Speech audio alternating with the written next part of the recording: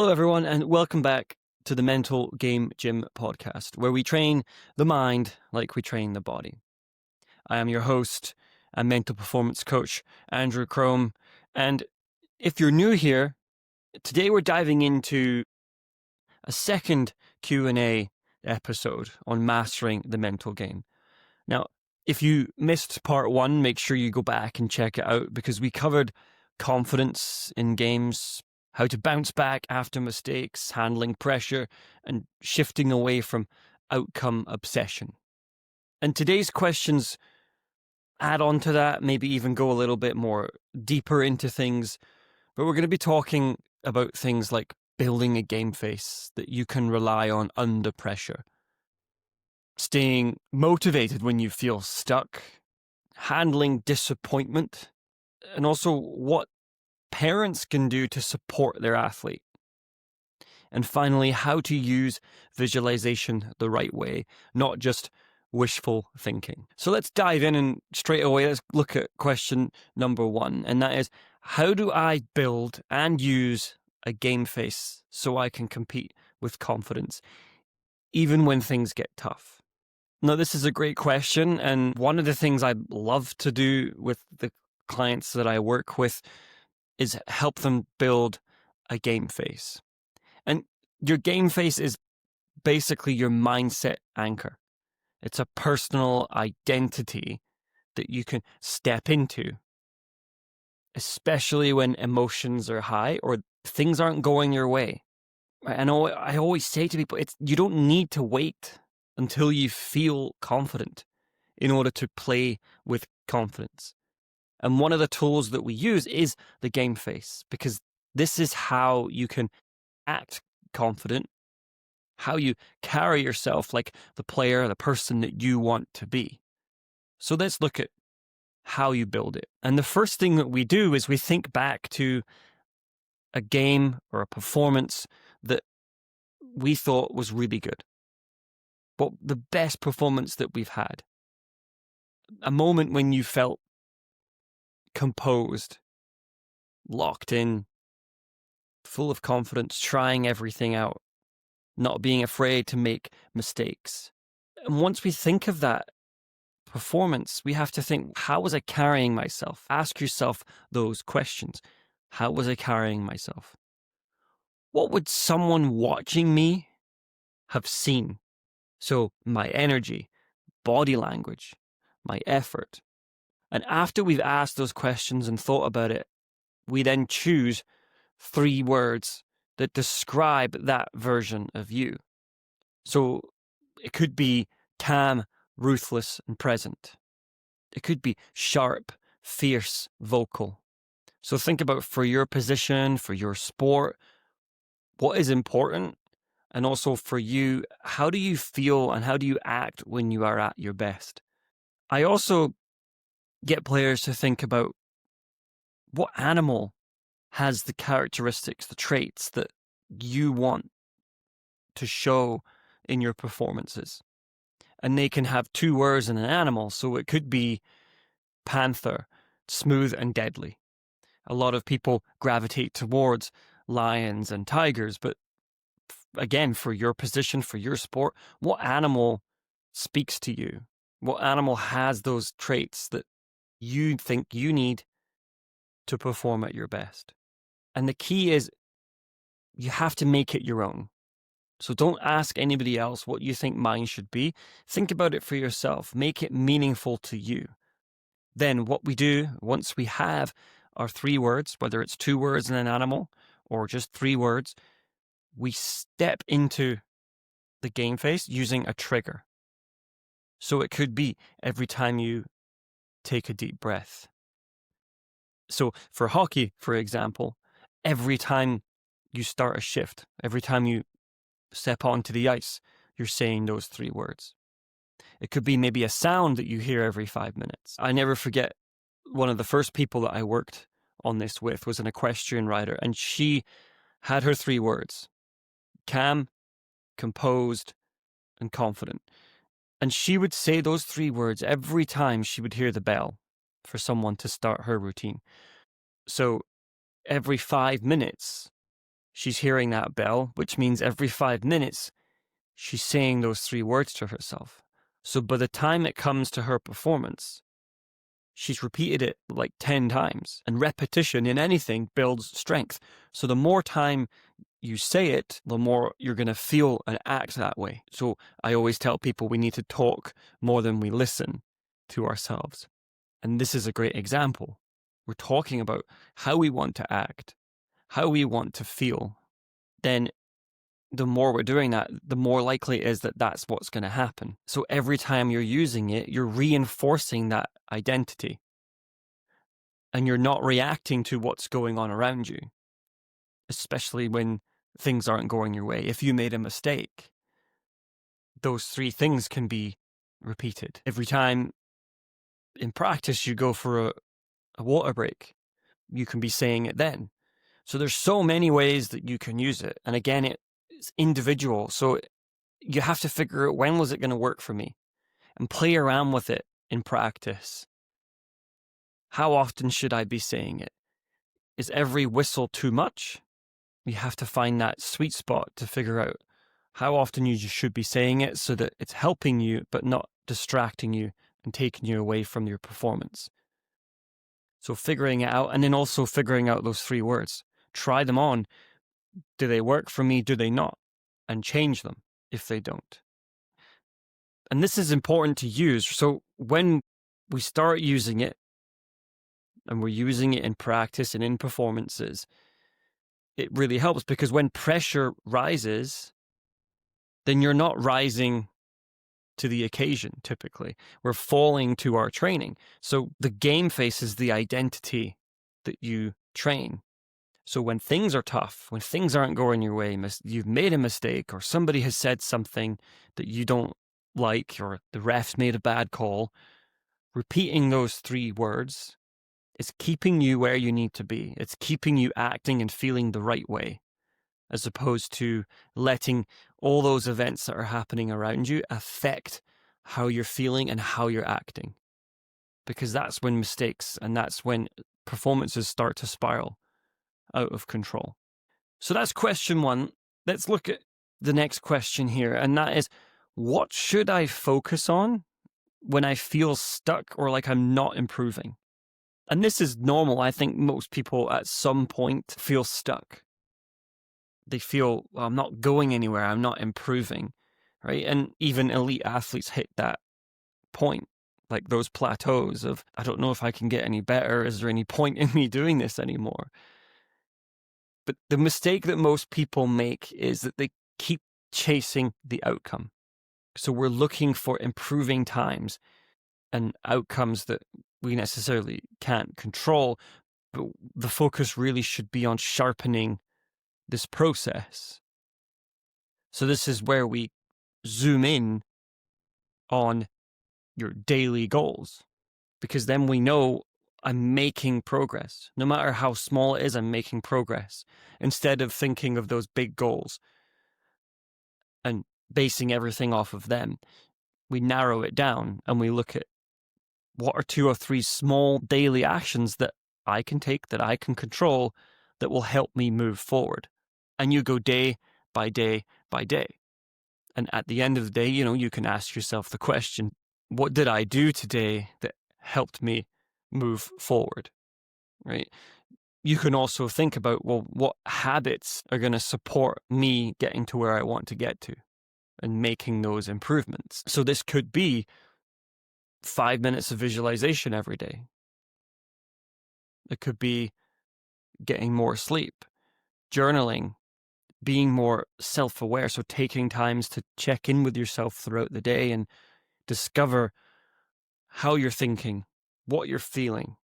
And then other small things as well, like extra practice, extra touches, looking at film, asking for feedback from your coach. All of these things are things that you can control, and all of these things are small actions that each and every one of them is going to make you get closer to where you want to go. And we're not looking at the big picture. We're looking at really minute details.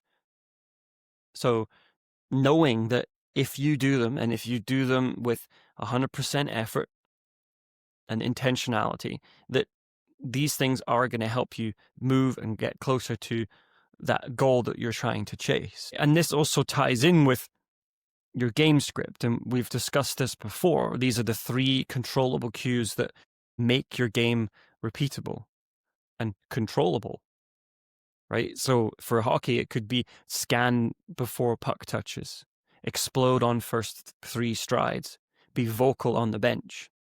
So when you're stuck, go back to that. Go back to your script. Don't just train harder. And that's what I see often, is that when things aren't going the way that the athlete wants, the first thing that they look at is, well, I must train harder. I must train extra hours and do more reps. And yes, that might help, but I think purely focusing on that is doing a disservice. We need to think about training smarter, owning our focus and owning those habits, and then that's how you build momentum again. Typically, we get stuck because we've got this big dream goal and we feel like overwhelmed because, well, how am I going to reach that? It's such a big goal. That's why we need to look at the process, those little tiny baby steps that will move you closer to reaching that goal. But it makes it more manageable, and it takes a lot of that anxiety and fear and overwhelm out of the equation, because we're really thinking about controllable actions that we can do day in and day out. And that's building that momentum, that's getting us closer to where we want to be. And it's also measurable. You ask yourself the question at the end of the day, did I do these things? Yes or no? Then you know if you have done what you needed to do. That is important. You can be happy at the end of the day if you did all of those things to the best of your ability, knowing that you have moved yourself closer. It could be 1%, but you're moving closer. So the third question is, how do I stay composed when I'm not getting the game time that I want? And this has come up quite a lot lately with a few people that I've been speaking to, is that they believe that they should be getting more playing time. Helping them deal with that one is a challenge, but there's so many things that we can look at, and I just talked about controlling the things that you can control and doing that. And this is what's really important here as well. But again, every athlete at some point will probably face this, especially if you go from a team or a level where you're the best player and you're getting played most of the time, and then you move to a different team. Say you move to college or university and you're playing at that level in your rookie season, you're probably not going to be a player that's getting the same amount of game time as you did the year before with your other team. And that's difficult to take because, it's new, right? And you're working hard and you're showing up, but you're still not getting the minutes or the role that you hoped for, or maybe even were promised before you went to that team. So how do you respond? Well, firstly, it feels frustrating. It feels angering, possibly. And that is okay to feel. We are emotional beings, that we're going to feel these emotions. But the point is, you can feel those emotions, but you can't get stuck there. You can't just sit in that emotion and that self-pity of, why me? This isn't happening for me. This is where you lean into your values and your identity. So ask yourself, what kind of competitor do I want to be? Even when things aren't fair, how would a resilient, team-first, relentless athlete carry themselves in this moment? So those are the values. So if you have values of resiliency, selflessness, relentlessness, then this is the real test, because it's easy to lead when things are going your way. The ones that rise to the occasion, well, they lead anyway. No matter what's happening around them, they act in line with those values. They prepare, they bring energy no matter what's happening, They bring energy on the bench. They're locked in every single rep that they get, and they keep sharpening their mindset. They keep working on their body, on their mind. And coaches notice that. Teammates also notice it and respect it. And then the opportunity comes. You're ready. And that's the biggest thing. I'm sure we've all seen, like Tom Brady, for example. There's a good interview with him where he said in practice he was only getting about 2 reps. And he started complaining about it. And then somebody said to him, you need to make sure that you treat those 2 reps as if they are the Super Bowl. You go out there and you act like it's the game. You give 100% effort. And outside of that, you watch film, you study, you work on yourself, you work on your body, your mind. You keep improving yourself so that when the opportunity comes, you're ready to take it. So that's what he did. And then he got 5 reps and then 10 reps. And then all of a sudden, he was the starting quarterback and did never look back. So we have to be ready. So I want you to think about this and even repeat it to yourself. Even if I don't get the game time, I still compete. I still lead. I still live my game face, my values. And that's how you stay composed. We can't control what coaches decide. We can influence it by doing all of those things that I just mentioned. But ultimately, you can't control how much game time you're going to get. But it's important that you carry yourself in the way that you want to, living with your values that are going to help you get to where you want to go. And that's how you stay composed and grow, even in a tough season. So again, you look at yourself. Okay, this is the situation. We take emotion out of it. What do I need to do now? You want more game time. Can you go have those conversations with coaches if you haven't? And ask the question, what do I need to do? But also just make sure that that focus is on you and what is it that I need to do? Despite what is happening around me. Yes, it's frustrating if you're not playing as much as you want. But that's where practice becomes even more important. You're pushing yourself in practice. You're being a good teammate. Those things will be noticed. You'll get your opportunity and you'll be ready because you have trained harder than anybody else. You have trained not just your body, but you've been training your mind. Visualization is such a big skill to use when you're not playing as much as you want to. Or if you're injured, huge skill to use there. See yourself, feel yourself playing the game in those positions, in those situations that you might face. And think about what you're going to do in those situations. And that's getting you some reps that maybe you lack because of the game time that you're not getting. But live by your values, live by your game face day in and day out, and make sure that you're being noticed. You're not walking around with your head down and not giving 100% because you're frustrated. Again, it's okay to feel that frustration, but you cannot get stuck in it because it won't help you long term. So really think about, how can I show up today? Living with my values and with my game face on, giving 100% effort. Okay, so question 4 is a parent question, and it's, how can parents support their athletes' goals without adding pressure? And this is such a great question because I get it quite a lot with parents, and I love it when parents are interested in that and asking that question, because the line between support and pressure can feel quite thin. So here's a framework that you can use.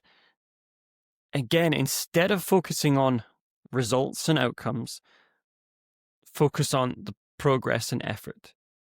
Your child's goals have to come from themselves. So you can't make those goals for them of what they want to achieve. They have to come up with them because they need to be personal, meaningful. Because if they're not going to give 100% to chase them. Once they have those goals, then you can ask questions. And that is the biggest thing you can do. Asking questions like, what's one thing that you were proud of today? What felt challenging, and how did you respond? What's something you want to improve next time?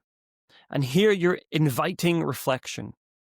You're not adding pressure because you're not telling them what you think. You're asking them what they think. So you're giving them ownership of their game, of their performances. And you're also reinforcing the process over perfection. Okay. Another thing to be mindful of is those post-game conversations. Most athletes, especially after a loss, they don't really want a breakdown of every single mistake. Typically, what athletes want after the performance, especially if it's a bad one, is some space. And everybody's different. So your child might finish a performance and immediately want that feedback. And that's where you have to make that discovery and work with the child to see what works best for everyone. But a rule could be wait until they bring it up and ask questions instead of just giving your opinion and obviously commenting on mistakes and things that they did wrong. Because what they're going to do, and I've seen this, is they focus on every single mistake they did. A lot of parents say that they don't see the positives, they don't see the things that they did well through all of those mistakes. So your role as well could be bringing out those great moments and reminding them of those great plays and the great aspects of their performance. We can also use like a reset phrase, like, I loved watching you play. That's it. Because then they know that you're there to support them. And that no matter how the game goes and how many mistakes they make, you're still going to be there to support them. You don't think any less of them. Keep it simple, keep it safe, and keep it supportive, right? Think of yourself as a confidence anchor, not a performance analyst.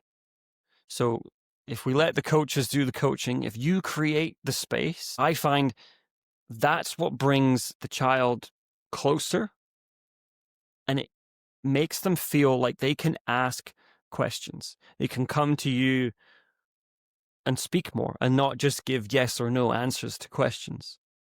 You build that safe space that they know they can come and talk to you about how they're feeling about their performance. And you can ask them questions and you can offer your feedback. But we also have to stretch as well as support, right? So we're being supportive, but we also have to stretch them.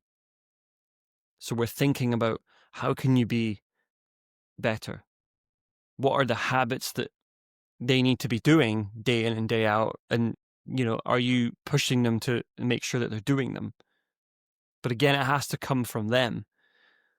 I think we all know if we push too much that they're just going to shut down. So we have to find that balance of how much we push them versus how much space we give them to do their own thing. Ultimately, they're the driver. You're in the passenger seat, right? Making sure that they're staying safe, but they're driving. You're giving them direction when they need it. And so the final question is, what's the difference between visualization and just thinking positive? And how do I use it before a performance? Now, with positive thinking, you're trying to force confidence. Like, I hope I play well, I'm going to crush it. But visualization is intentional mental training. So here you're not just hoping, but you're preparing.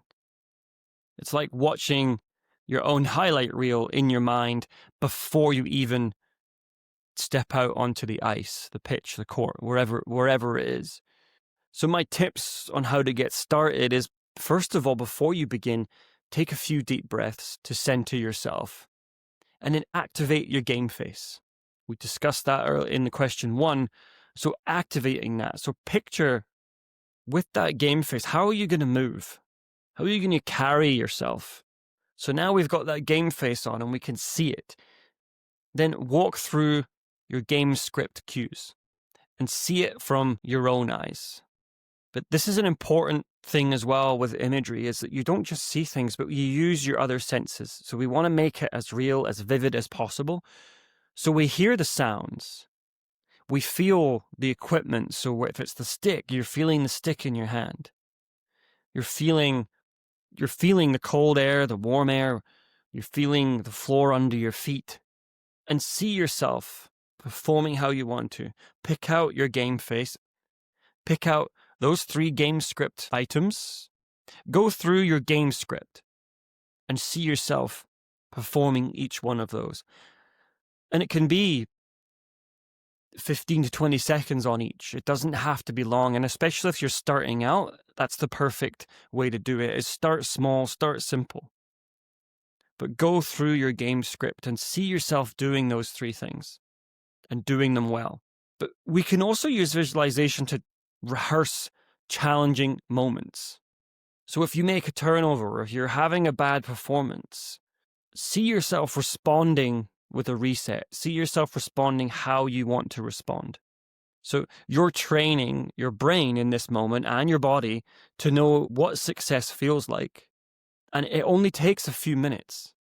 The more you do it, the better you're going to become. But you don't have to do it for hours at a time. Spend 5 minutes going through your game script and then picking out some difficult situations that you might find yourself in and see how you want to respond. If this happens, then this is what I'm going to do. And really see yourself and feel yourself doing those things. And you can do this the night before. You can do this on the way to the performance. You can do this when you get there. You can even do it when you're on the bench during warm-ups. Now, it's important to say that mental reps don't replace the physical ones, but what they do is they multiply the value of the ones that you get. And studies have shown that mentally rehearsing increases your performance because your brain is storing that information as if it actually happened. And your brain is firing the same signals to the muscles involved than as if you are actually physically doing it. Not to the same level, but they're still firing them. So you're training without actually physically training. So this is why visualization is probably the number 1 used mental tool in the box. A lot of athletes will talk about it. This is a great way to practice it. There's so many ways you can do it. You can also use it after a performance. You can replay moments in your mind, good ones, and you can replay mistakes and think about, what would I do differently next time? What would that look like? And by doing this, again, you're training your brain. You're really solidifying what happened and what you want to happen in the future. So let's wrap up today's episode and look at what we covered. So we covered how to build your game face, what to focus on when you feel stuck, how to stay composed when you don't get the time that you want on, how to stay composed when you're not getting the game time that you want, ways in which parents can support without adding pressure, and how to use visualization to train your mind. If there's one thing that you take away from today's episode, I want it to be that you don't need to be perfect to be great. You just need a system. You need a way to reset. You need a way to show up. And now you've got those tools so that you can move yourself forward. And if this episode helped you, then please send it to a teammate, a coach, a parent. And if you've got any questions for me, please feel free to contact me on Instagram at The Mental Game Gym. If you want to be a guest on my podcast, please, again, message me. In my bio on Instagram, there's actually a form that you can fill out if you want to be a guest. So I get to learn some more about you and how I can tailor the episode to your expertise. So until next time, thank you for listening, and train the mind like you train the body.